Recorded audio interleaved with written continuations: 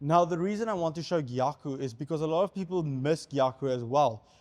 Being able to cut through someone like this is a very hard technique because you're beating gravity. You have to go fast enough, and it is not natural to want to extend there and pull back here.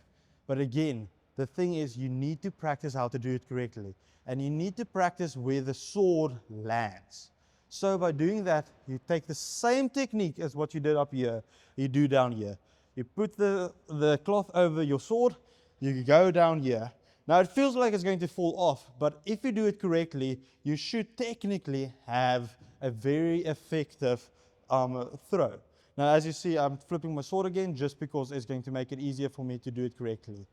The only difference is, again, a cut is performed from 30 centimeters from where you want to hit your target to 30 centimeters when you leave the target.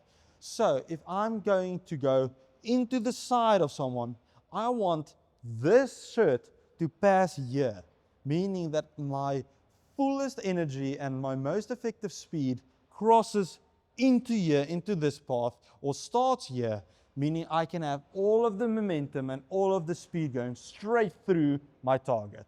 You practice with the upswing.